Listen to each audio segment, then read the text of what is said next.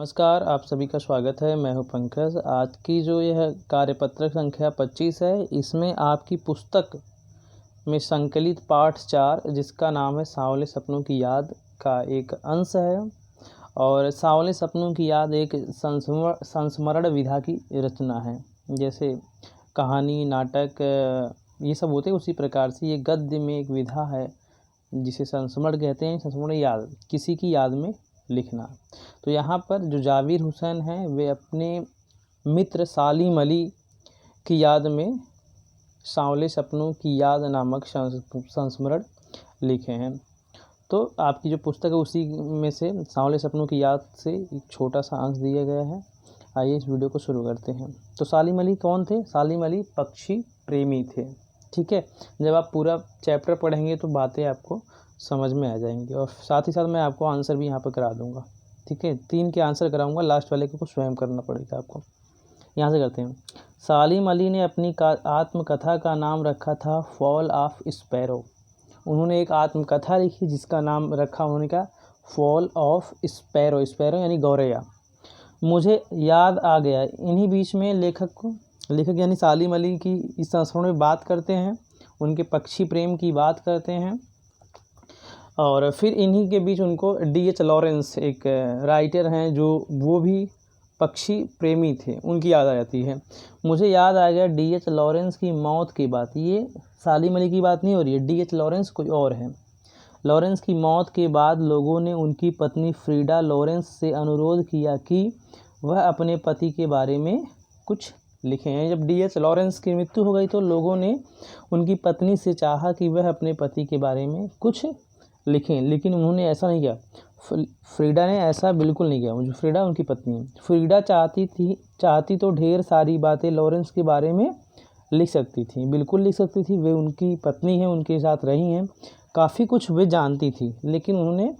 लेकिन उसने कहा मेरे लिए लॉरेंस के बारे में कुछ लिखना असंभव सा है। उन्होंने कहा कि मैं लॉरेंस के बारे में कुछ भी नहीं लिख सकती, मेरे लिए असंभव है। मुझे महसूस होता है मेरी छत पर बैठने वाली गौरैया लॉरेंस के बारे में ढेर सारी बातें जानती है। उन्होंने कहा कि मुझे ऐसा लग रहा है कि मुझसे ज़्यादा यह गौरैया लॉरेंस के बारे में ज़्यादा जानती है। पता उन्होंने किस लिए कहा? उन्होंने D.H. लॉरेंस के पक्षी प्रेम को प्रदर्शित करने के लिए ऐसा कहा है। चाहती तो वो खुद भी बता देती कि हाँ कैसे थे, लेकिन उन्होंने ही उनके D.H. लॉरेंस के और गौरैया के बीच में जो प्रेम था उसको प्रदर्शित करने के लिए उन्होंने ऐसा कहा कि मैं उनके बारे में कुछ भी नहीं लिख सकती हूँ, असंभव है। बल्कि यह जो मेरी गौरैया है छत पर, वह मुझसे ज़्यादा बता सकती है, मुझसे ज़्यादा जानती है। सचमुच इतना खुला और सादा दिल आदमी था, यानी वह लॉरेंस। मुमकिन है लॉरेंस मेरी रगों में, मेरी हड्डियों में समाया हो, लेकिन मेरे लिए कितना कठिन है उसके बारे में अपने अनुभवों को शब्दों में जामा पहनाना। यानी शब्दों में मैं नहीं कह सकती। मुझे यकीन है मेरी छत पर बैठी गौरैया उसके बारे में और हम दोनों के बारे में मुझसे ज़्यादा जानकारी रखती है। यानी उस गौरैया को मेरे से ज़्यादा पता D.H. लॉरेंस के बारे में है। उन्होंने ऐसा इसलिए कहा कि पक्षी प्रेम को प्रदर्शित करने के लिए। तो पहला जो प्रश्न है इसका मैं आपको अभी आंसर दिखा दूंगा। सालिम अली ने अपनी आत्मकथा का क्या नाम रखा? आपको यहाँ से आंसर मिल जा रहा है। ठीक है, इसका आंसर अभी करते हैं।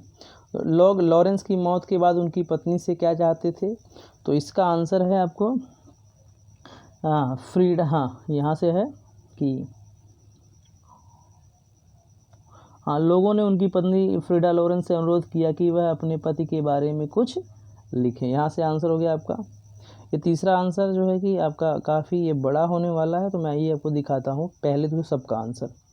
ठीक है, यहाँ से आप देखिए, ये पहले का आंसर है सालिम अली ने अपनी आत्मकथा का नाम फॉल ऑफ स्पैरो रखा था।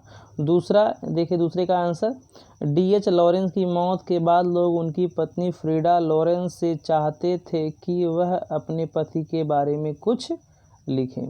जो तीसरा हम बात कर रहे थे उसका आंसर ये रहा, थोड़ा सा बड़ा है, फिर भी इसको हम देखते हैं।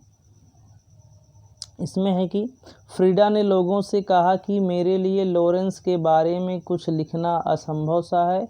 लॉरेंस की पत्नी फ्रीडा जानती थी कि लॉरेंस को गौरैया से बहुत प्रेम था। जानती थी, वे अपना काफ़ी समय गौरैया के साथ बिताते थे।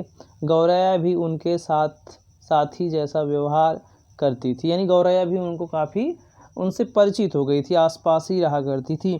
दोनों एक दूसरे के साथ प्रसन्न रहते थे। उनके इसी पक्षी प्रेम को प्रदर्शित करने के लिए उन्होंने, यानी किसने, फ्रीडा ने यह वाक्य कहे। ये आपका आंसर हो जाता है तीनों।